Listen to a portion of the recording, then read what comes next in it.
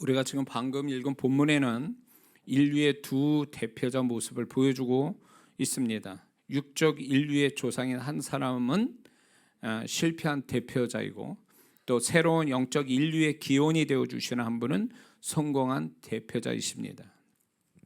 첫 번째 대표자인 아담은 자신의 범죄함으로 자신을 포함하여 이 땅에 태어날 모든 인류에게 하나님께 정죄받게 하고, 또 흑암의 세력에 갇히게 하고 결국 사망을 가져오게 한 대표자입니다.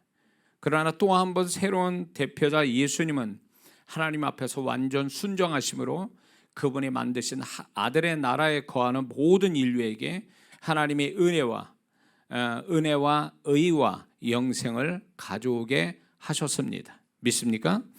두 대표자의 모습에 따라 그 안에 있는 인류는 완전히 다른 존재로 살게 되었다라는 것입니다. 그것처럼 오늘날 세상에서도 기업이나 단체의 대표자가 있듯이 믿는 자의 세계 속에서도 하나님이 직접 세우신 가정과 교회라는 두 공동체 안에는 하나님이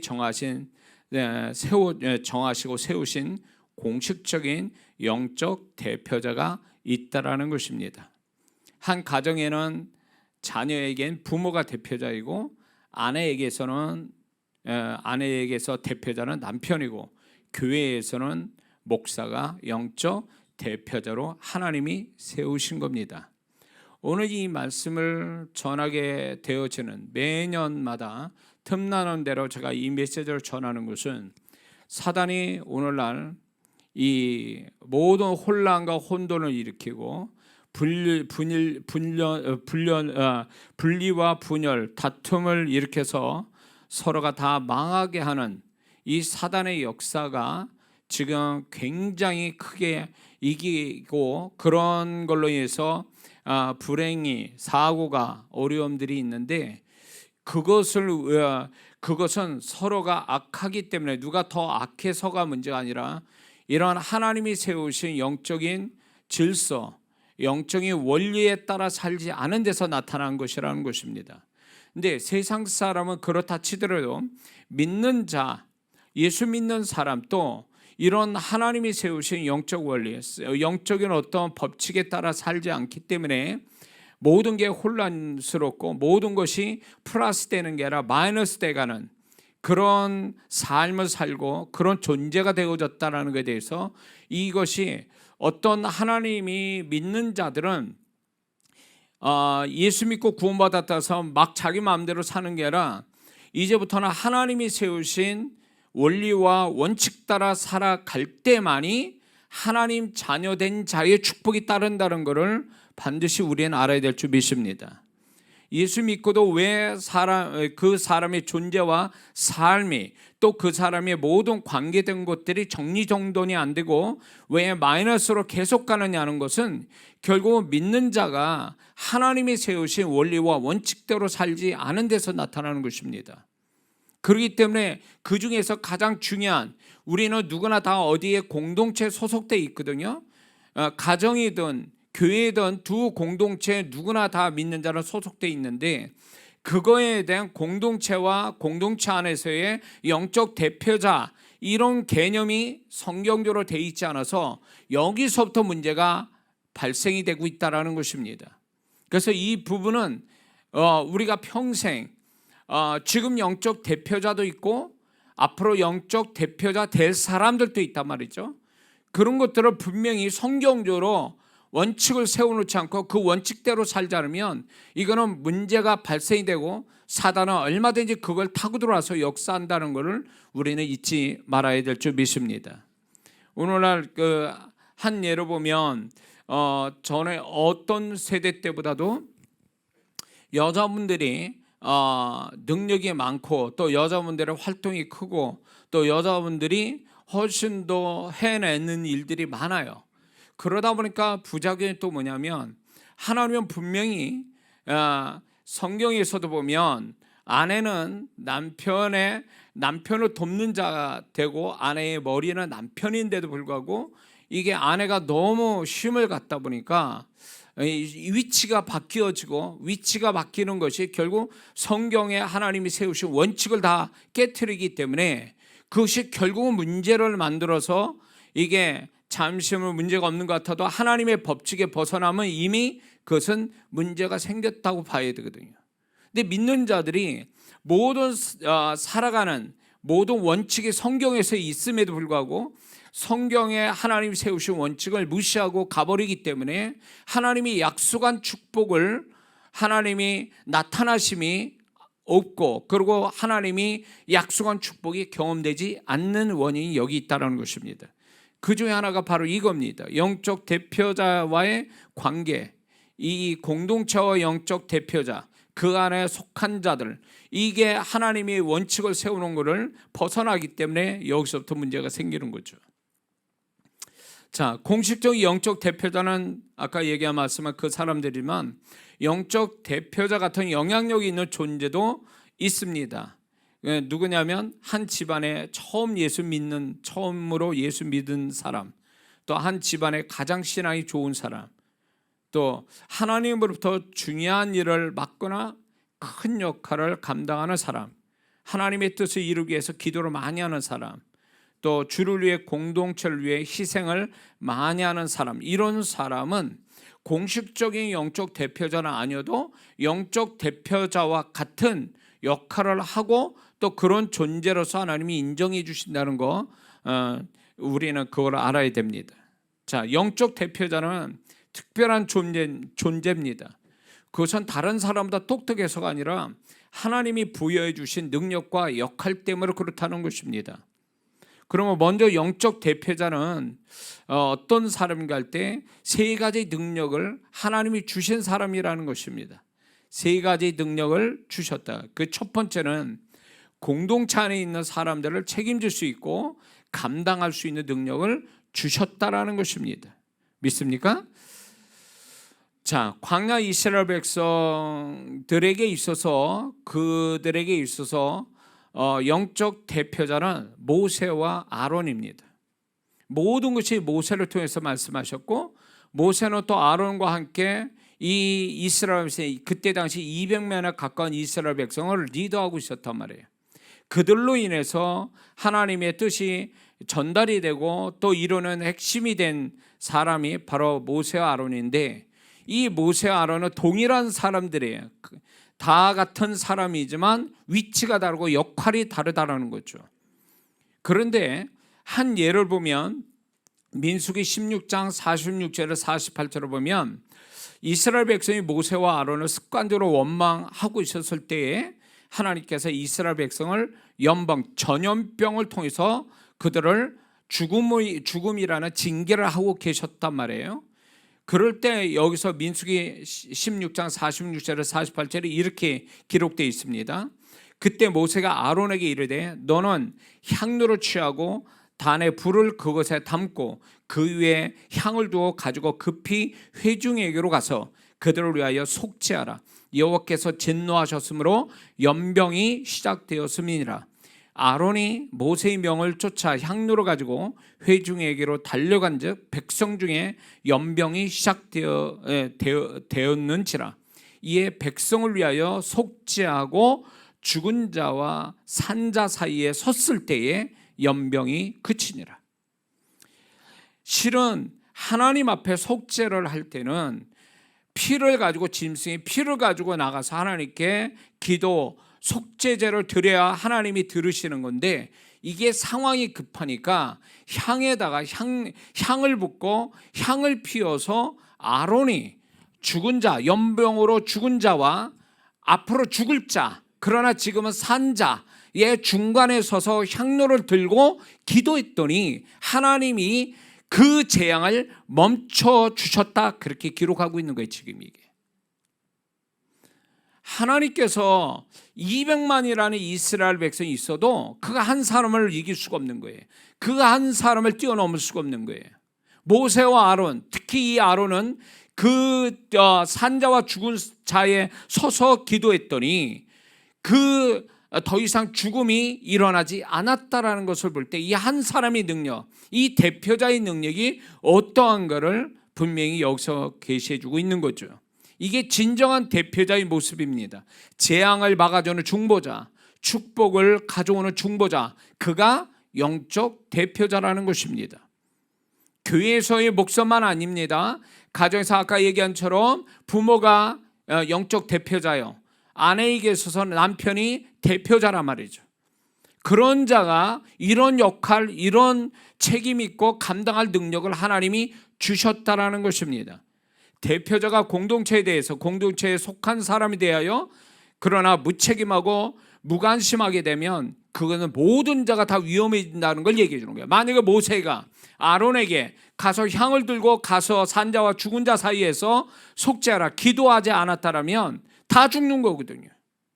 그러네 그 가운데 서서 있어서 향을 들고 기도했기 때문에 하나님이 재앙을 멈춰주셨다는 것은 그 한 사람의 영적 대표자가 얼마나 중요한지를 계시해주고 있다는 거죠. 그리고 대표자가 공동체와 그 안에 있는 속한 사람에 대하여 부정적인 믿음을 가지고 있다면 그 믿음대로 공동체의 결론이 날 수밖에 없다는 것입니다. 그래서 대표자는요, 어떠한 일이 있어도 자기의 공동체와 속한 자들에 대해서 끝없는 긍정적 믿음을 가지고 서 있어야 된다는 거죠.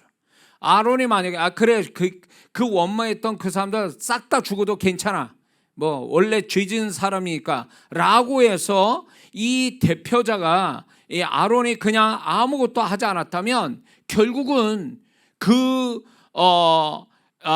하나님이 정한 숫자까지 전염병으로 죽을 수밖에 없는 거예요. 근데 아론이 그걸 가지고 죽어서는 안 된다, 더 이상 죽음이 있어서는 안 된다, 하나님의 재앙을 멈춰야 된다, 하나님의 진노를 멈춰야 된다라고 그가 하나님께 아론이 무슨 기도는 하지 않았어도 살려달라고, 속죄자라는 것은 결국 우리가 죄졌으니 용서해달라는 그 기도거든요. 그거를 했을 때 하나님이 들으셨다라는 거예요. 이게 대표자가 해야 될 일이라는 거예요. 근데 대표자가 속한 자로 인해서 상처받았다, 기분 나쁘다, 아주 그 사람이 상태가 안 좋다, 이런 의미에서 만약에 대표자가 그냥 부정적인 어떤 믿음, 부정적인 말을 막 하고 그렇게 해버리면 이 대표자가 가진 믿음 때문에 결국 공동체의 그 질이 결정돼 버리는 거예요. 그 공동체의 결론이 그렇게 나버리고 마는 거예요. 대표자가 결론을 내버린 거죠. 그래서 아무리 공동체 문제가 많아도 또 공동체에 속한 자가 그렇게 문제가 있어도 대표자는 바로 서고 긍정적 믿음을 갖게 되면 공동체는 대표자로 인해서 하나님이 도우심이 온다라는 것입니다. 그래서 그 공동체가 살려면 정말로 다 난리를 쳐도 대표자 한 사람이 하나님께 바로 쓰기만 해도 그 한 사람 때문에 다 살 수가 있다라는 거예요. 그래서 그 공동체 안에 있는 사람은 자기가 잘나서 산 게 아니라는 거예요. 자, 모세가 나중에 2번 중복기도 합니다. 하나님 쌌다, 다 없애버린다. 그리고 너를 위해서 다시 새로운 민족을 세워서 내가 나의 백성이 되게 하겠다고 그렇게 하실 때 모세가 가로막았어요. 하나님 앞에 생명을 걸고 기도했습니다. 그러니까 2번씩이나 하나님이 모세를 하나님의 기도를 통해서 멈춰요. 그분의 하실 일을 멈췄단 말이에요. 이게 대표자의 능력이에요. 근데 거기에 속한 자들이 자기네들이 잘나서 하나님이 참아줘서 그렇게 된 걸로 알고 있지, 이스라엘 백성은요 그런 줄 알고 있어요. 그러나 모세가 이 이야기를 하지는 않았어요. 기록 그 모세가 하나님이 너희들을 멸망시키려고 그렇게 했다라고 얘기를 한 구절은 없어요. 그러나 성경에 기록해 놓고 있잖아요. 이스라엘 백성 광야 1세대고 2세대고 다 싹 다 죽을 수 있는 거를 모세로 인해 살게 된 거거든요. 그래서 반만 살아난 거예요. 광야 1세대만 광야에서 죽고 광야 2세대는 가나안 땅 들어갔잖아요. 그게 누구로 인해서 된 건데, 영적 대표자의 하나님 앞에 목숨 건 기도로 통해서 되어졌는데 광야 1세대들은 그걸 몰랐던 거예요. 자기네들이 살아난 게 그냥 어쩌다 그냥 그런 줄 알고 있었지만 내용이 가보니까 모세로 인해서 그렇게 됐다라는 거예요. 그래서 공동체에 속한 자들은 교만하면 망하는 거예요.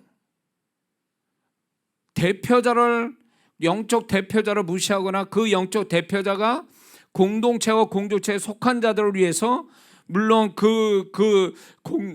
기도도 하고 이런 모세 같은 아론 같은 태도로 가져야 되지만 그렇게 만약에 그런 태도를 가져서 공치사 아니더라도 그렇게 한 거에 대해서 얘기 안 해도 그 공동체 안에 있는 사람들이 잘 되어 간다면 그게 대표자로 인해서 되어진 것도 있다는 걸 잊지 말아야 된다는 거죠.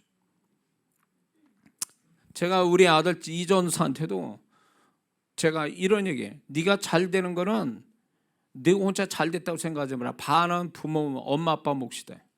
부모가 그렇게 하니까 네가 그렇게 된 거야. 그걸 얘기해요. 건방 떨지 말라는 거예요. 네가 잘 되는 게 네 혼자 잘 된 게 아니라는 거죠. 대표자, 가정의 대표자인 부모가 너를 위해서 그만큼 하나님 앞에 했기 때문에 그거 플러스해서 네가 잘 되는 거지 네 혼자 잘 되는 게 아니라는 거예요. 그래서 자녀가 부모에 대해서 성경 분명히 얘기해요. 부모를 잘못 대하면 그게 징계로 떨어진다 분명히 구약에서 얘기하고 있습니다. 그리고 부모를 잘 대하면 결국은 그 자녀를 복주신다 약속도 같이 있거든요. 그렇기 때문에 이게 자기 혼자만 해서 잘 되는 게 아니라는 것을 우리는 알아야 됩니다. 공동체에 속해서 그 공동체 자체가 축복이 되고 공동체의 대표자가 하나님 앞에 바로 서면 그 공동체에 있는 사람들이 그냥 더불어 하나님의 은혜와 축복이 간다는 이 사실에 대하여 이거를 믿고 감사하는 마음이 있어야 된다는 것입니다. 대표자는 두 번째는요, 기도의 능력을 주셨다는 걸 믿어야 됩니다. 나는 기도 많이 안 하고 교회도 뭐 설렁설렁 다니는데 내가 무슨 기도의 능력이 있습니까? 라고 하는 사람이 있어요. 아니요, 그거하고 상관없어요. 대표자가 기도의 능력이 있다는 것은 많은 기도를 하고 그 사람이 하나님 앞에 신앙생활 잘했기 때문에 기도 능력이 있는 게 아니라 대표자의 존재, 대표자의 위치, 대표자의 역할 때문에 하나님이 기도의 능력을 주셨다는 걸 잊지 말아야 됩니다. 이삭이 자기 리브가 아내가 자녀를 못 낳았을 때 이삭의 기도를 통해서 리브가가 아이를 갖는데 쌍둥이를 갖게 되잖아요. 모세가 이스라엘 백성에서 중복 기도했더니 사는 역사가 일어났어요. 대표자의 기도는 그게 기도 양이 많아서 역사하는 게 아니에요. 그래서 대표자는 자기가 이 가정에 이 공동체에 내가 대표자라는 어떤 확신, 의식을 가지고 내가 내 기도를 하나님이 귀하게 여기시고 내 기도 따라서 역사하신다는 것을 확신해야 된다는 걸 잊지 말아야 됩니다. 역대하 30장 27절을 보면 이런 말씀이 있어요. 그때 제사장들과 레위 사람들이 일어나서 백성을 위하여 축복하였으니 그 소리가 들으신 바 되고 그 기도가 여호와의 거룩한 처소 하늘에 상달하였다라 이렇게 돼 있거든요. 무슨 얘기냐? 제사장은 뭐라고 얘기하냐면 레위에게 보면 뭐라고 말씀하면 제사장은 백성의 어른이다 이렇게 얘기하고 있거든요. 결국 그 이스라엘의 영적 대표자가 제사장인데 그 제사장과 하나님이 이를 돕는 레위인들의 기도를 그들이 일어나서 백성을 축복했더니 그것이 하나님 보좌에까지 상달되었더라 이렇게 얘기하고 있어요. 그러니까 존재 자체이기 때문에 그 사람이 대표자라는 존재 때문에 하나님이 들으시는 거예요. 아무리 아내가 기도의 능력이 커도 기도 많이 해도 남편만큼 기도가 능력이 큰 게 아니에요. 왜? 남편은 부모는 결국은 하나님이 주신 권위가 있기 때문에 그래요. 하나님이 주신 역할이 있기 때문에 그런 거예요. 대표자의 존재 가치 때문에 그런 거예요. 그러면 여기서 뒤집을 때 대표자가 기도를 안 한다는 것은 뭘 얘기하냐? 그건 직무유기하는 거예요. 무책임한 무책임한 태도라는 걸 잊지 말아야 돼. 부모가 자식을 위해서 기도 안 해. 남편이 아내를 위해서 기도 안 해. 목사가 성도를 위해서 기도 안 해. 이건 무책임하고 하나님이 반드시 그 책임을 물으신다는 거예요. 그래서 자녀가 아니면 아내가 아니면 교회 성도들이 문제가 되어지는 것 책임은 또 대표자가 반은 갖고 있다고 보는 거예요, 저는. 응? 대표자가 그렇게 늘 충분하게 기도했다면 설령 거기에 속한 자들이 문제가 있다 하더라도 하나님이 대표자의 기도 때문에 은혜를 베푸시고 막아주시고 지켜주시고 보호하시는 게 있을 수 있다는 거예요.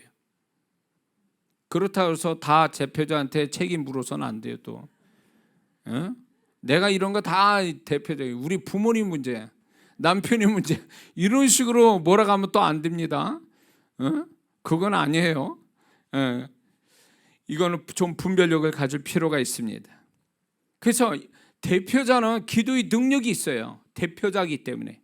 기도 안 하는 대표자는 이거는 다 공동체 다 어떻게 보면 축복을 가로막는 거와 똑같은 거예요.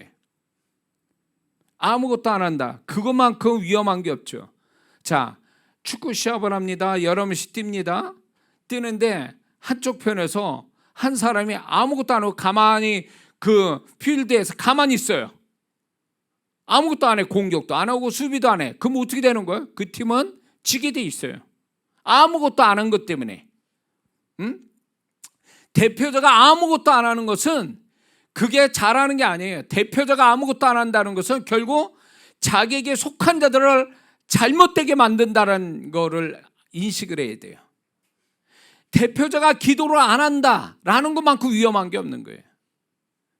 기도를 안 하니까 기도했으면 당연히 모든 게 하나님의 그 대표자 기도를 통해서 거기에 속한 자가 부족할지라도 대표자 기도가 플러스 알파가 돼가지고 모든 게 잘 진행이 되고 축복이 될 텐데 대표자가 기도를 안 해.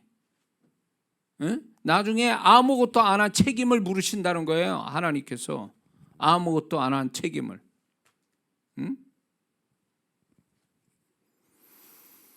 자, 세 번째는 대표자는요, 축복할 능력을 주셨다는 걸 잊지 말아야 됩니다.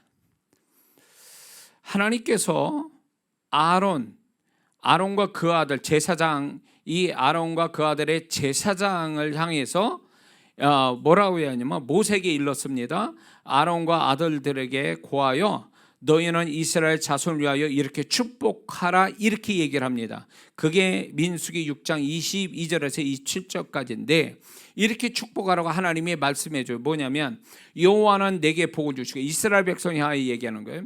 여호와는 내게 복을 주시고 너를 지키시기를 원하며 여호와는 그 얼굴을 내게 비추사 은혜 베푸시기를 원하며 여호와는 그 얼굴을 내게 향하여 드사 평강 주시기를 원하노라 할지니라, 이렇게 축복하라는 거예요. 그러면 그 다음에 어떻게 얘기하냐면 하나님이 그들은 이같이 내 이름으로 이스라엘 자손에게 축복할지니 내가 그들에게, 이스라엘 백성에게 복을 주리라, 이렇게 약속해요. 아론이 축복, 그 아들과 함께 이스라엘 백성을 축복을 이런 식으로 해라 하니까 그렇게 축복하면 너희 그 축복으로 인해서 그들이 복을 받는다, 이렇게 말씀해요. 그래서 영적 대표자는요, 축복할 능력을 주셨는데 그거를 써야 돼요. 그걸 쓰지 않는 것만큼 정말 어리석은 게 없는 거예요. 이렇게 그 공동체와 공동체에 속한 자가 자신을 오해하고 속상하게 하고 상처 주고 힘들게 해도 악착같이 축복해 줘야 돼요. 그게 자기가 직무를 다하는 거예요, 대표자로서. 그것이 공동체를 살리는 거예요. 그 안에 속한 자들을 또 살리는 일이에요. 근데 축복을 안 해. 축복을 안 하고 뭔가 문제만 자꾸 들춰내고 제시하고 야단치고 책망하고 비난하고 정죄하고 이런 걸 대표자가 한다? 그러면서 나는 누구 말대로 나는 바른 말만 한다, 이런 식으로 그렇게 얘기를 하게 된다면 이게 세상 사람 볼 때 저 사람 말은 틀린 말은 없어. 그러지만 그 사람 말이 결국은 공동체 다 죽이는 거예요. 아니, 하나님께서 아론과 그 아들들이 이스라엘 백성을 축복할 때 이스라엘 백성이, 광야 이스라엘 백성이 똑똑하고 그들이 착해서 축복하라는 거예요? 하나님은 그들이 목이 고등 백성이다, 교만한 자다라고 이렇게 얘기해요. 그리고 광야에서 하나님의 원칙대로 살지 않아서 죽은 자들이 얼마 많은데 그럼에도 불구하고 하나님은 그들을 축복하라고 얘기하시잖아요. 그럴 때 너희들이 통로자인 대표자가 그렇게 하면 내가 그들에게 복을 주겠다고 약속하잖아요. 아무리 상태가 안 좋아도 대표자가 그렇게 축복해 주면 그렇게 된다라는 거야. 하나님이 약속해 주고 있는 거거든요. 그러므로 대표자는 축복을 밀어낼 정도로 그냥 계속 말을 하고 있어야 돼요. 그 축복을 빌어줘야 돼요. 그것만이 잘하는 거예요. 사실 그대로 얘기한다서 잘하는 게 아니에요. 지금 자식이, 아내가, 성도들이 잘못했다 계속 그걸 지적하고 잘못했다 계속 비난하면 그 성도가, 그 자식이, 아내가 잘 될 것 같습니까? 대표자가 축복을 안 해주고 반대 얘기를 하고 있는데,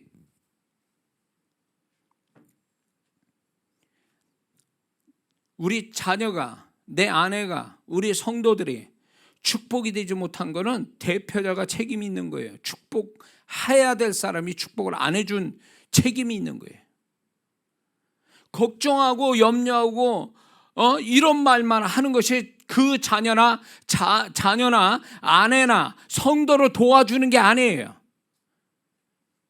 믿음으로 축복해야지. 하나님이 내가 축복을 말하면 하나님이 이 축복의 말을 가지고 역사한다라는 믿음 가지고 무조건 축복을 해주라는 거예요. 믿습니까?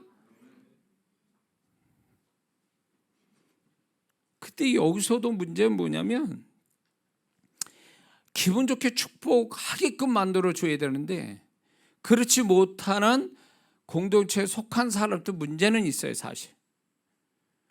그런데 결정적인 거는 결국 대표자가 하나님이 주신 능력을 쓰지 않은 데서 온 거예요. 쓰지 않은 데서.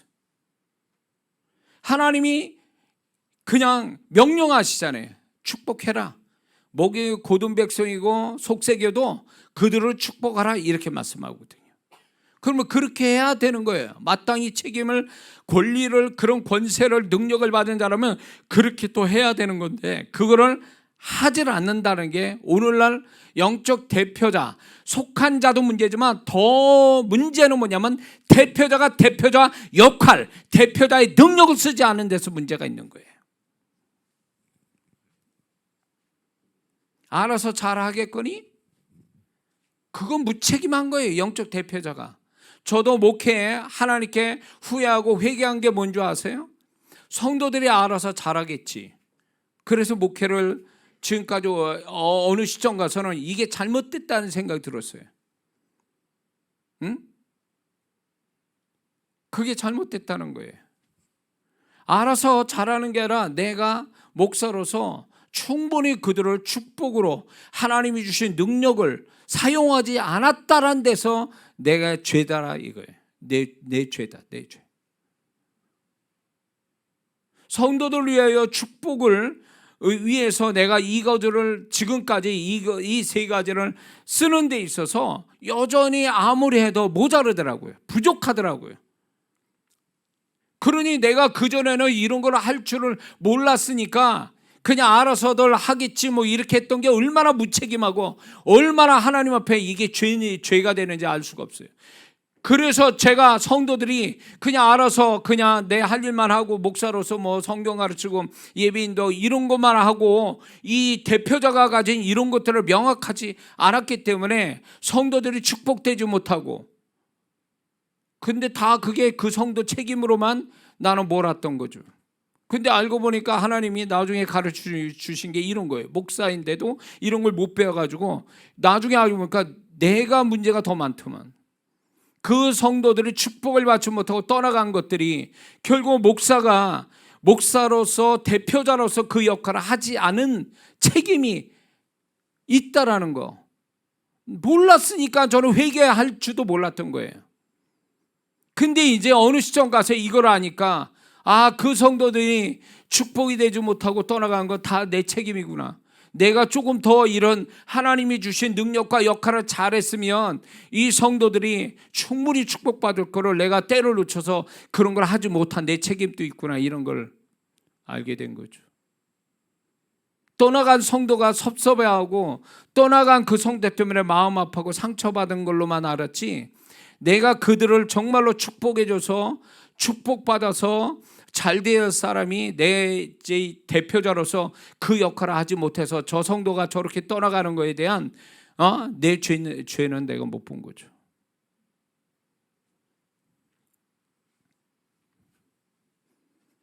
그래서 저는 한편으로 이런 게 있습니다. 교회가 부흥해서 수많은 성도들 오면 내가 어떻게 감당하지? 그 성도들을 책임을 져야 되는데 어떻게 감당하냐. 얼마 되지도 않는 성도들을 감당하는 것도 벅차했는데 더 많은 성도들이 와서 만약 우리 교회 성도가 되겠다고 난리치면 내가 그거 어떻게 감당하냐는 거예요. 고민이에요, 그것도. 왜 그러냐? 내가 감당을 못하면 그건 다 내 죄예요. 하나님께 회개할 죄라고.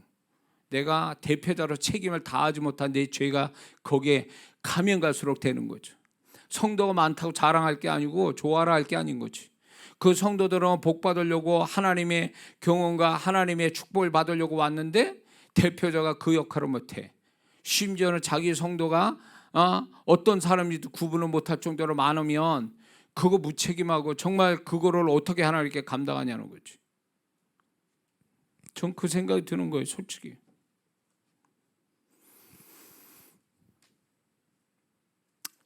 그러므로 하나님은 축복할 능력을 주셨음을 믿어야 돼. 내 상태와 상관없어요. 대표자가 사단이 속이는 게 뭔지 아세요? 네 꼴하지 마. 네가 그런데 뭘 네가 한다고 그래. 네가 뭐가 잘났다고 그렇게 할 수 있다. 이런 걸 자꾸 사람을요, 열등감, 죄책감을 자꾸 갖게 만드는 거예요. 그래가지고 아무것도 못하게 해요. 그래, 나 같은 게 뭘 어떻게 하겠어?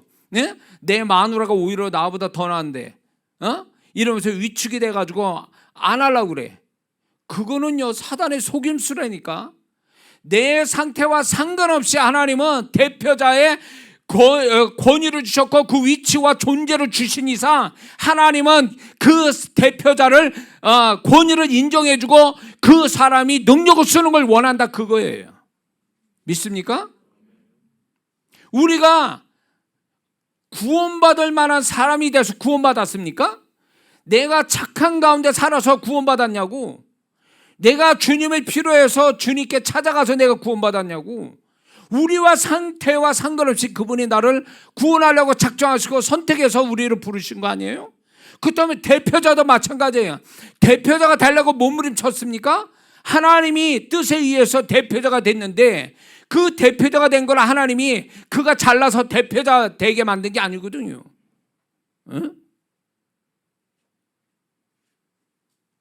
그렇기 때문에 대표자는요, 위축될 거 없어요. 죄책감 가질 거 없어요. 열등감 가질 필요 없다고요.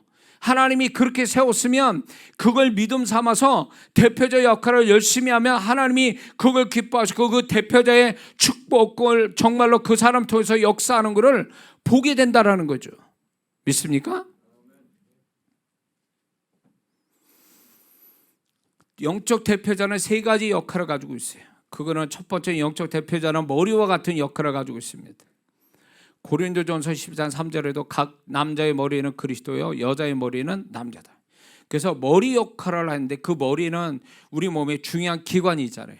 머리가 상하면 온몸이 다 상하는 거잖아요. 잘못되잖아요. 그리고 머리는 결국 이제 생각하게 만들어 주잖아요. 생각하게 만들어 준 중에 하나가 중요한 게 뭐냐면 방향 설정을 해 준다는 거예요. 몸이 방향 설정을 하는 게 아니에요. 머리가 방향 설정을 하거든요. 그래서 이 영적 대표자는 머리 역할을 해준다는 거예요. 그래서 하나님이 이 머리 역할을 하는 사람, 이 대표자이기 때문에 대표자는 지혜를 달라고 기도해야 되고 대표자한테 반드시 지혜를 주십니다. 왜냐하면 자기에게 속한 공동체와 거기에 속한 사람들을 올바른 방향, 하나님이 원하시고 축복하시는 방향으로 가게끔 생각하게 만들어 주시거든요. 이게 머리 역할을 해주는 거예요. 그래서 그 공동체에 속한 사람은요, 이 대표자가 머리 역할 제대로 하게 해달라고, 어리석은 생각하지 않고 지혜로운 생각 가지고 공동체와 속한 자들을 잘 그 방향으로 이끌어 가도록 해달라고 기도는 반드시 해야 됩니다. 믿습니까? 두 번째 영적 대표자는요, 공동체의 복과 고통을 가져다주는 통로자 역할을 가지고 있다는 거예요. 통로자 역할. 아브라함의 믿음을 통해서 사라가 잉태를 합니다. 아브라함이 믿음이 있었기 때문에 이미 생리가 끝난 사라가 나이가 된데도 아브라함의 믿음 때문에 자녀를 갖잖아요. 아브라함 믿음이 대표자이기 때문에. 그리고 이삭의 기도로 아내 리브가가 쌍둥이를 임신하죠. 그런데 이제 반대로 보면 반대쪽의 어떤 사건은 다윗이 불신앙으로 인해서 7만 명이 3일 만에 전염병으로 죽게 되죠. 그러니까 이 대표자는 통로자 역할을 해요. 그래서 축복을 가져오는 통로자 될 수도 있고 불행을 가져올 수 있는 통로자가 될 수 있어요. 그래서 그 역할 때문에, 통로자 역할 때문에 이 대표자는 잘 내가 지금 무슨 통로자 역할을 하고 있는가를 생각 잘해야 됩니다. 응? 어느 집에는 이렇게 보면, 어느 집에 가족 예배드리는데 남편과 함께 애들이 이렇게 예배 드리는 그 현장을 하나님 환상으로 보여주세요. 하나님이 그걸 얼마나 기뻐하는지. 그래서 거기에 주님의 나타나심이 주님이 저를 통해서 보게 하시는 거예요. 그런데 참 제가 놀라운 건 뭐냐면 하나님은 절대로 원칙을 어긴 적이 없어요. 원리대로 가시더라고요.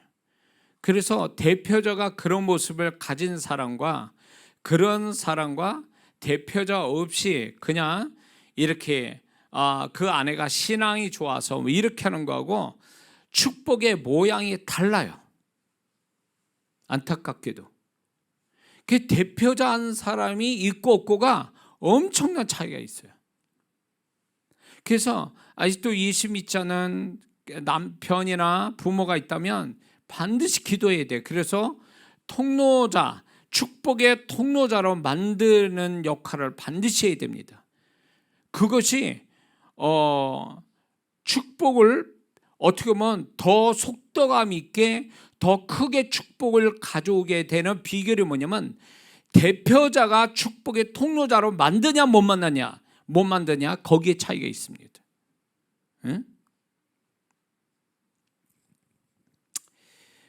우리 아버님이 정말로 교회 생활을 어떻게 해가지고 이제 그 우리 아버님이 교회에 어떤 문제를 이제 가지고 계셨는데, 근데 우리 아버님은 하나 잘못된 건 없어요. 근데 세상적으로 보면 아주 정의를 가지고 이렇게 판단하셨던 부분이지만 결국은 우리 아버님의 그런 태도가 하나님 보실 때는 그게 안 좋다고 생각하셨나 봐요. 그래가지고 저희 집안이 6년 동안을 아무것도 되는 거 없이 안 좋은 일만 생겼거든요. 흔히 우리가 신앙사 오래 한 분들은 연단이라는 단어를 쓰는데 그거예요. 그거였다고.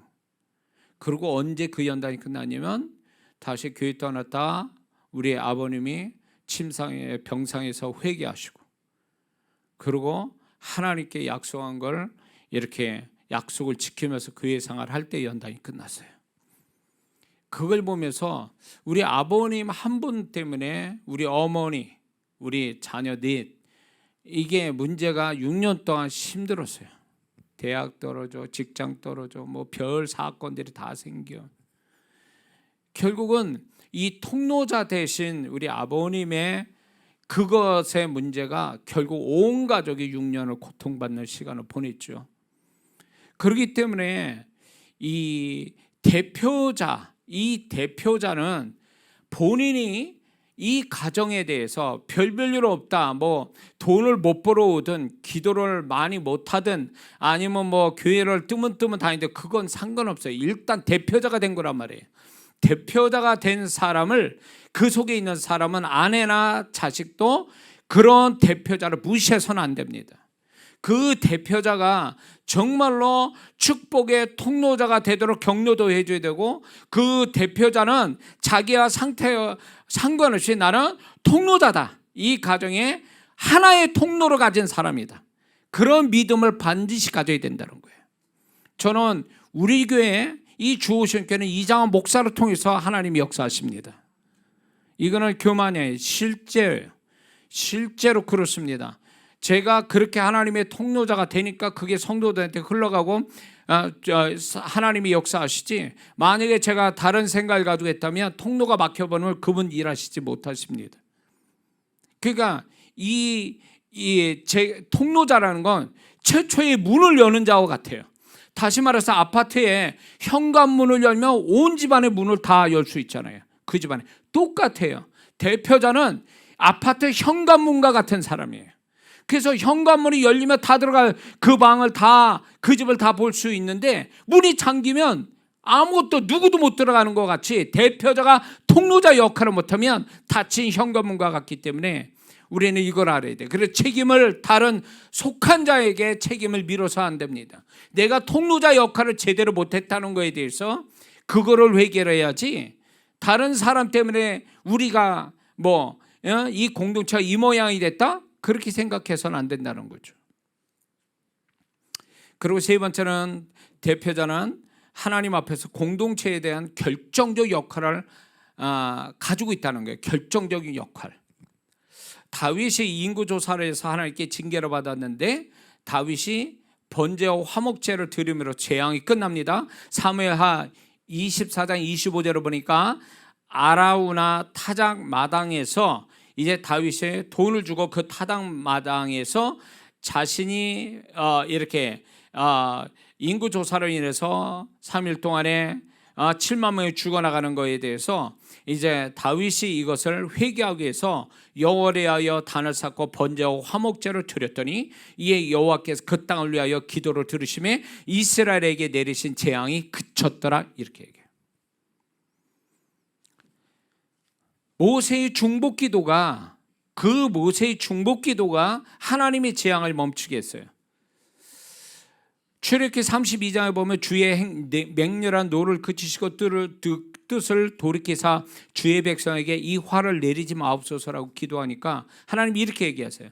여호와께서 뜻을 돌이키사 말씀하신 화를 그 백성에게 내리지 아니하시니라, 이렇게 기록하고 있고, 이스라엘 백성이 원망이 돼서 민수기 14장에 와서 모세가 이렇게 하나님께 기도합니다. 구하옵나니 주의 인자하심에 광대하심 따라 이 백성의 죄악을 사하시되 애굽에서부터 지금까지 이 백성 사하신 것 같이 사하소서. 그러니까 여호와께서 가라사대 내가 내 말한 대로 사하노라. 아까도 얘기했지만 그 대표자는요, 결정적 역할을 하는 사람이에요. 사도행전 5장에 보면 아나니아 삽비라 사건이 나오죠.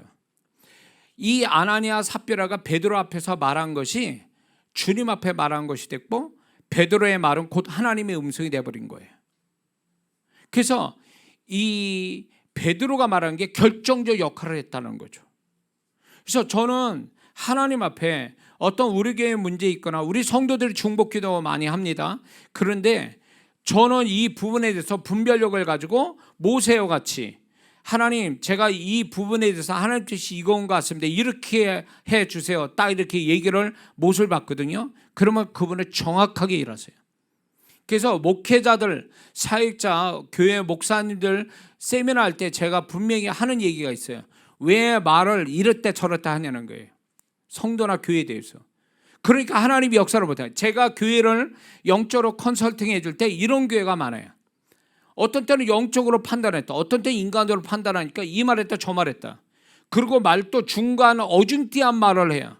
그러니까 제가 그래요. 하나님이 그러니까 역사를 못하는 거다, 못하신다는 거예요. 그렇기 때문에 정확하게 말을 하라는 게 하나님 앞에, 그분이 저한테 얘기한 것도 그거예요. 정확하게 말을 하라는 거예요. 한 가지로 이렇게 저렇게 얘기하지 말고.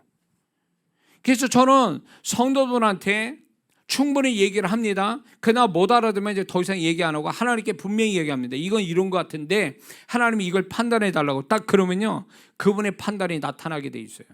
그게 대표자의 역할이에요. 결정적 역할하는, 이게 대표자거든요. 이 결정적 역할을 대표자가 잘 써야 돼요.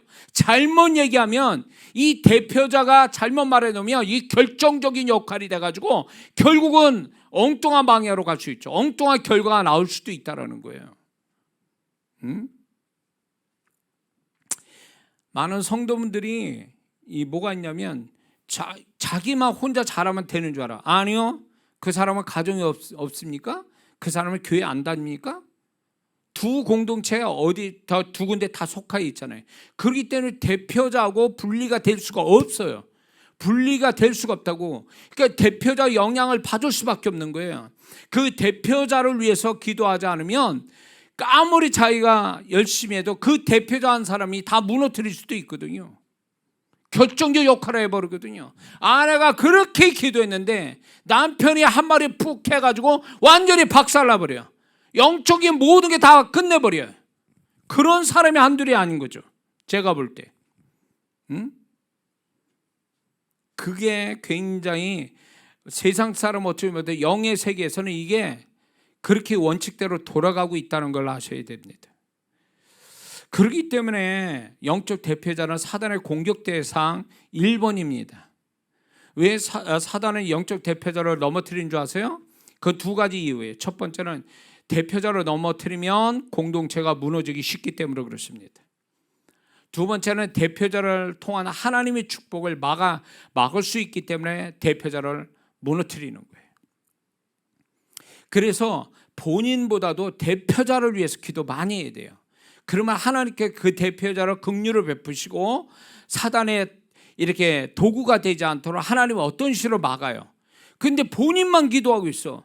열심히 기도하면 남편이 밉다고, 부모가 뭐 알아서 하겠지, 자기만 기도해. 나중에 보면은 그 남편과 부모로 인해서 자기가 다 지금까지 해온 게 다 무너지고 있는데 그렇게 하면 어떻게 되냐고. 어느 분은 자기 기도만 해요. 어느 아내분은 자기 기도만 하고 있어요. 남편을 미워서 기도 안 해준대. 솔직히 얘기해서 안 해준다는 거예요. 해봐야 뭐 맨날 그 모양 그 타령인데 기도해 줄 필요 없다는 거지. 아니요, 위험한 거예요 이게. 아내가 남편에 대한 기도, 그 남편에 대해서 가장 영향력 있는 기도자가 누군지 아세요? 아내예요. 목사보다도 아내가 남편에 대한 더 가깝게 있기 때문에 아내의 기도가 더 능력이 있다고요. 근데 아내는 기도를 안 해. 목사님한테 기도받기만 하고 본인은 기도를 안 해. 아내가 제일 우선이 되고 제일 가까운 사람인데 왜 남편을 위해서 기도 안 하냐고. 그리고 남편 탓하면 안 되는 거예요. 사단은 영적 대표자에 대해서 어떻게 역사하는 줄 아세요? 첫 번째는 이 공동체에 속한 사람에게서 역사를 이렇게 해요. 이렇게 역사를 하는데 대표적 권위를 인정하지 않게 하고 무시하고 따르지 않고 공격하게 만들어요. 그래 질서를 깨트려버려요. 이런 식으로 해서 대표자를 무너뜨리는 사단의 역사가 있죠. 두 번째는 사단이 영적 대표자를요, 죄, 혼미, 고집, 무책임, 무관심, 또 권리만 주장하게 만들어서 대표자 능력을 잃어버리게 해요. 세 번째는 사단은 영적 대표자를 스스로 별거 아닌 존재로 여기게 만들어요. 열등감이나 패배의식, 죄책감을 갖게 해서 대표자가 아무것도 아닌 것처럼 해서 힘을 못 쓰게 합니다. 역할을 감당하지 못하게 해요. 세 가지 능력이 있음에도 그거를 안 믿게 하고 하지도 못하게 해요.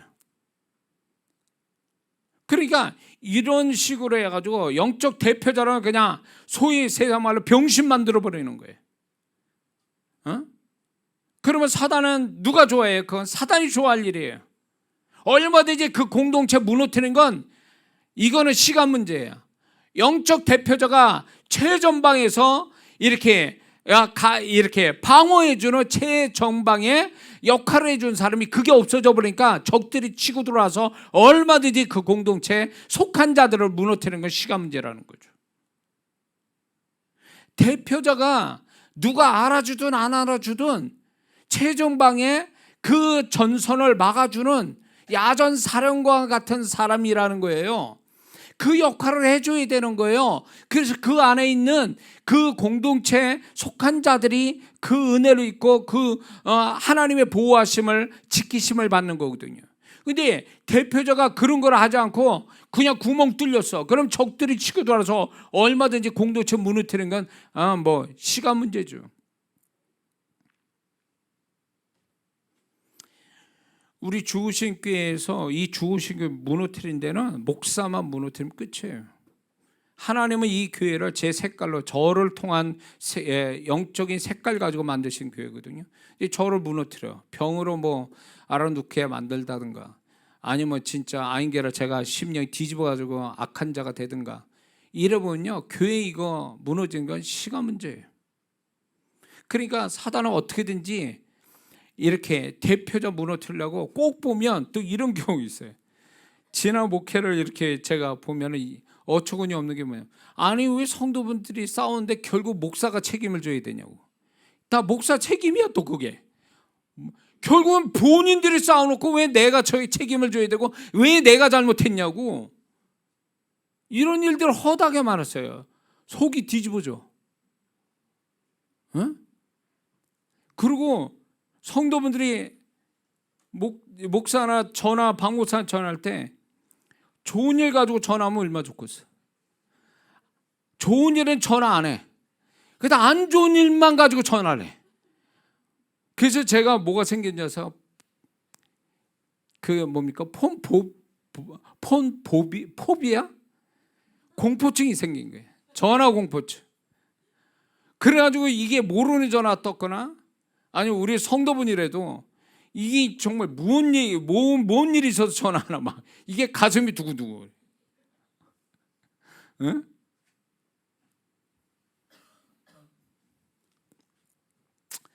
전화 박 목사도 사람이에요. 그래가지고 좋은 소식 듣고 싶어요. 맨날 우울한 소식. 제 보세요. 제가 일반 목사가 아니잖아요. 집회를 하잖아요. 그분들이 좋은 얘기를 저한테 하는 줄 아세요? 그분들이 고민되고 괴롭고 힘든 거 울면서 얘기를 20년간 들었어요. 우리 교회 성도만 얘기 들어도 힘든데 교회 바깥에서 그 성도를 20년간 들었다고 제가. 응? 그러니까 그거를 제가 이 마음을 이렇게 뭐랄까 아무렇지 않은 이런 마음을 만들기 위해서 얼마나 힘들은지 몰라요. 그래서 어쩌면 반작용으로 그래 교회는 행복해야 돼. 이렇게 제가 마음을 가진 것도 결국 보면 문제가 많은 우리는 문제 많은 데서 살아가잖아요. 근데 그런 것들을 풀어가는 은혜도 있지만 서로가 그런 행복함을 갖도록 해줘야 쉼을 받는데 저는 목사로서 이제 그런 병든 영혼들을 고쳐주는 하나의 주님의 통로자로 이렇게 할 때 저도 사람이기 때문에 기계가 아니기 때문에 그 데미지가 계속 쌓여요.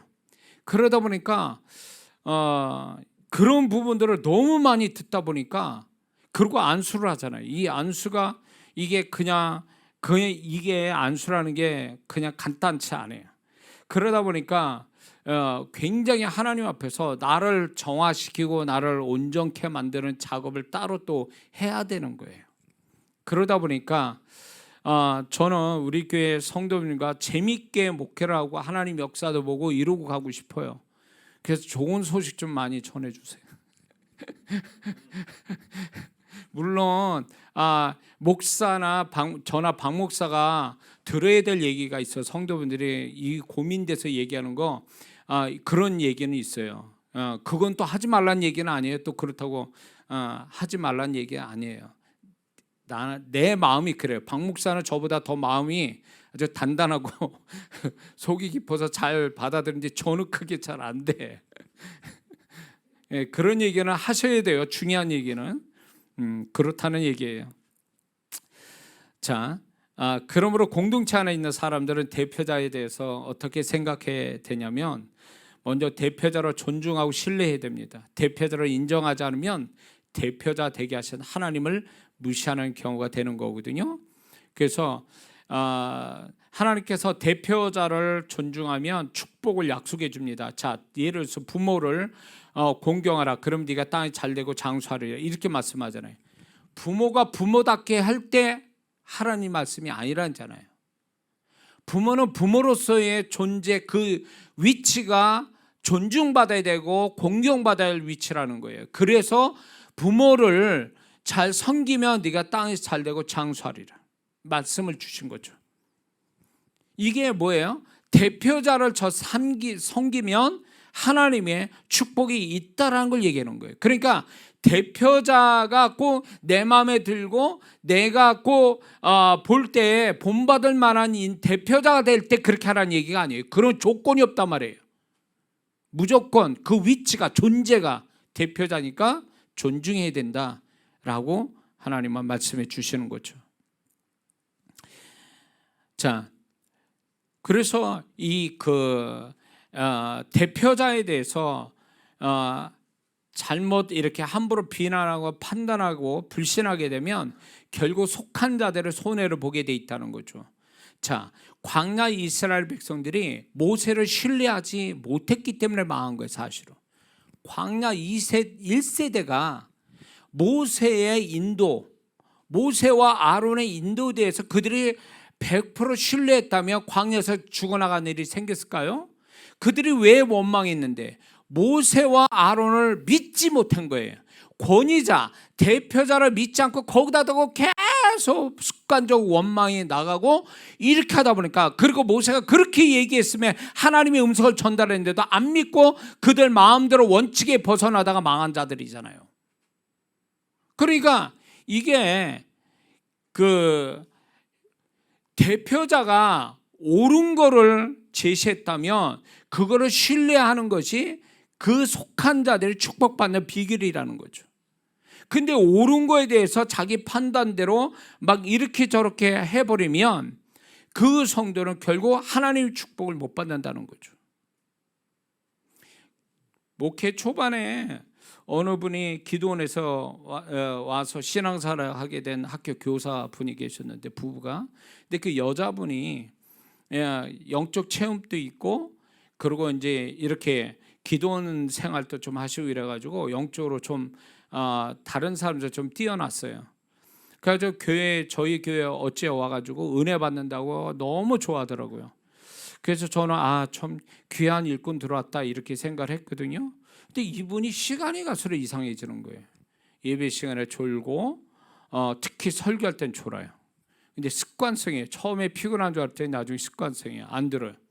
그러더니 이제 교회에서 제가 이제 뭘로 이렇게 하는데, 저도 기도를 충분히 한 다음에 하나님의 음성 듣고 얘기를 해서 이렇게 하는 게 좋겠다고 얘기하니까, 그 자리에서 얘기 안 하고 입에 맞추고 있으면 전화를 이렇게 아주 성도들한테, 그래가지고 저하고 반대된 얘기를 하는 거예요. 성도들한테. 그래 헷갈리게 하는 거예요.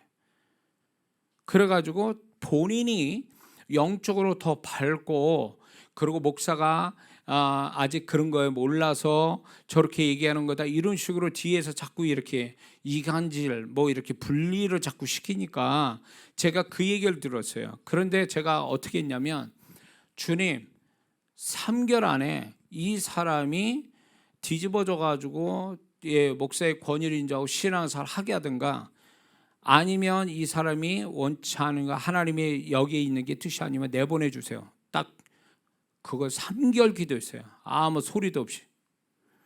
기도 딱 3개월 딱 되어졌을 때 이분이 주일날 예배 딱 마치고 좀 제가 목사님께 말씀드릴 게 있습니다. 이럴 때 직감했어요. 이분이 나가실 준비하고 있구나. 아니라 달라요. 뭐 이런 게 저런 얘기를 하더라고요. 그래서 그러시냐고. 그러면 가까운 교회에서 신앙하십시오. 그때는 교회 차도 없었을 때예요. 그러면 그렇게 신앙생활 하시라고. 그리고 축복 기도하고 보내드렸어요. 그러고 나서 교회가 잠잠해졌어요. 하나님은 그 방법을 택했어요. 내보내는 걸로. 저는 두 가지 중에 하나거든요. 항상 A 아니면 B예요. 그래서 그분이 정말로 우리 교회 성도가 돼서 교회를 잘 섬기는 자가 된다면 하나님이 어떻게 뒤집어지게 하시죠. 깨트리지. 권위를 인정하게 만들고 교회에 속해서 집사로서 역할을 하게 하려고 하는데 하나님은 아무래도 못 고칠 것 같아요. 저 영혼을. 그러니까 아예 내보내신 거예요. 그래서 교회가 조용해졌죠. 자, 그래서 하나님께서는 이렇게 권위 이렇게 대표자에 대해서 목사든 아니면 부모든 남편이든 간에 존중하고 신뢰를 할 필요가 있습니다. 옳은 것이라면. 그래야 그게 마땅하다라는 거죠. 저는 이런 게 있습니다. 제가 이제 예배 마치고 기도를 했잖아요. 소위 말해서 저는 제가 주님의 마음으로 영혼들을 축복하기 위해서 제가 이제 개인적으로 기도해 주잖아요. 이렇게 해주는데 이런 현상이 일어났어요. 뭐냐면 목사가 기도를 해주는데 목사의 기도를 안 믿는 영혼이 있어요. 제가 처음 밝히는 거예요. 목사가 기도해 주는데 그 성도는 머리에 뒤밀고 안수를 받는데 내 기도를 안 믿어요. 그런가 하면 또 어떤 성도는 기도를 해줬어. 그 문제 가지고 이렇게 해서 저렇게 기도해 줬습니다. 근데 나중에 알고 보니까 이분은 내가 기도 안 해준 걸로 안 해준 것처럼 해서 이 하나님이 이 목사의 권위를 가지고 제가 기도해 줘서 하나님이 은혜가 왔다는 걸 아예 안 믿고 얘기도 안 해. 전 이걸 보면서 깜짝 놀랐어요. 응? 우리 성도 얘기가 아니에요. 오해하지 마세요. 제가 수많은 영혼들을 상대하잖아요. 그래 보면 아니 왜 나와서 기도를 봐? 저 양반은 왜 안 믿는데 와서 기도? 습관적으로 받는 거예요, 안수를. 근데 이제 본인이 맞아 떨어지는 말이면 아멘이야. 근데 내가 생각할 때 주님이 이 사람은 이런 기도 내용을 해줘야 될 것 같아서 해주면 그거 안 받아들여요. 이 사람은 분명히 이 성도를 말하잖아요. 그런데 안수하는 순간에 제가 그걸 느끼는 거예요. 이분은 기도 안 믿는구나. 내 기도를 그냥 건성으로 듣고 있구나. 인간적인 말로 듣고 있구나. 이런 생각이 딱 드는 거예요. 그러나 말 한마디 안 했어요. 지금사 얘기하는 거예요. 어느 분은 기도를 기껏 해줬더니 나중에는 목사가 기도 아예 처음부터 안 해준 것처럼 한 번도 기도 안 해준 것처럼 그거에 대해서 얘기를 안 해요. 뭐야 그러면? 안 믿은 거예요. 애초부터 목사 말을 안 믿은 거예요. 그러니까 목사 말은 사람 말일 뿐이지 그게 주님이 저를 통해서 얘기했다는 생각을 안 갖는 거죠. 그게 너무 마음이 안타까운 거예요. 이게 믿어야 이게 역사가 오는데 아예 처음부터 안 믿는데 무슨 역사가 와요? 겉으로 믿는 척 하는데 사실 영적으로 가보면 안 믿고 있는 거지.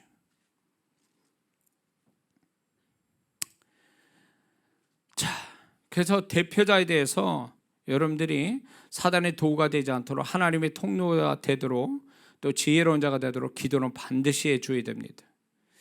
사도행전 12장에 가보면 초대교회에 사도 베드로를 위해서 온 교회가 기도했더니 천사의 도움으로 구출받아서 교회에 오게 되죠. 이게 그 대표자를 위해서 기도해 줄 때 어떤 현상이 일어나는 것을 분명히 얘기해 주고 있습니다. 세 번째는요, 그 대표자가 기쁨으로 감당할 수 있게 해줘야 됩니다. 대표자 역할을 기운 빼지 말고. 히브리서 13장 17절을 보니까 너희를 인도하는 자에게 순종하고 복종하라. 저희는 너희 영혼을 위하여 자기가 하나님께 아뢰야 할 것 같이 깨어 있느니라. 저희로 하여금 즐거움으로 이것을 하게 하고 근심으로 하지 말게 하라. 그렇지 않으면 너에게 유익이 없느니라.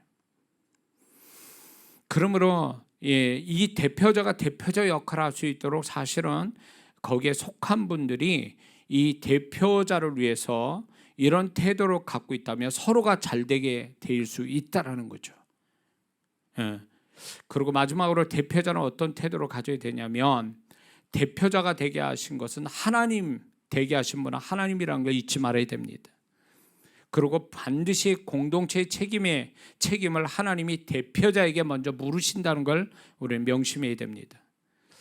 하와가 범죄했지만 하나님이 아담에게 먼저 묻지 않아요. 그리고 하나님이 징계하실 때 아담이 더 큰 징계를 받게 되죠. 이 대표자가 책임을 더 크게 진다는 걸 잊지 말아야 됩니다. 그래서 저도 이 교회를 섬기지만 하나님 앞에서 언젠가는 제가 이 교회를 섬긴 거에 대한 책임을 저한테 물으시고 심판을 하실 거라고 봐요. 그렇기 때문에 여러분이 뭐 알아주다 안 알아도 상관없이 저는 제 역할을 성실해서 하나님께 이 목사의 직무에 대한 하나님께서 칭찬을 받아야지 제가 책망을 받아서는 안 된다는 생각이 듭니다. 그리고 대표자는 항상 거룩함을 가져야 됩니다. 이건 대표자의 기본이에요.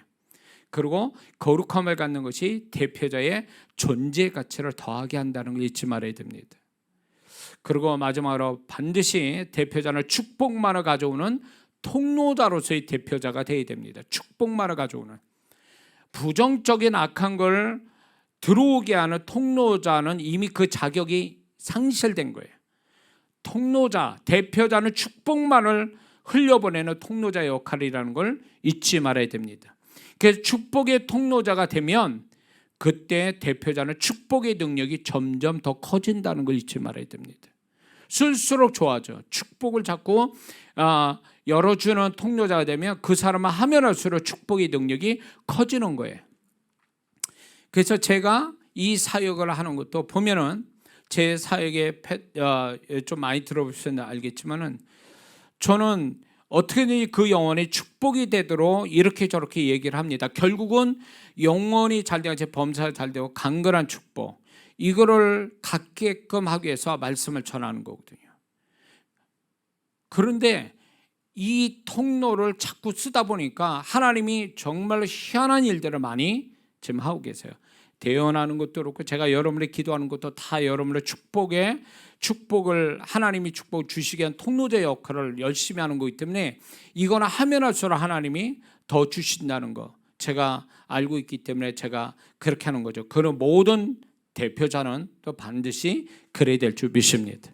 하나님은 영적 대표자에 대하여 기대감이 크십니다. 그것은 하나님이 첫 아담을 창조하시고 기뻐하시고 기대하신 것처럼 예수님이 이 땅에 오셔서 우리의 구원자로서 감당하실 것을 기대하신 것처럼, 그러나 첫 아담, 산 아담은 하나님이 기대를 저버렸고 마지막 아담, 살려주시는 아담이신 예수님은 하나님 아버지의 기대대로 우리의 구원을 이루어 주셨습니다. 그러므로 우리도 예수님처럼 하나님의 기대대로 살아가는 진정한 영적 대표자로, 축복을 가져오는 대표자로 살아야 될 줄 믿습니다. 기도합니다.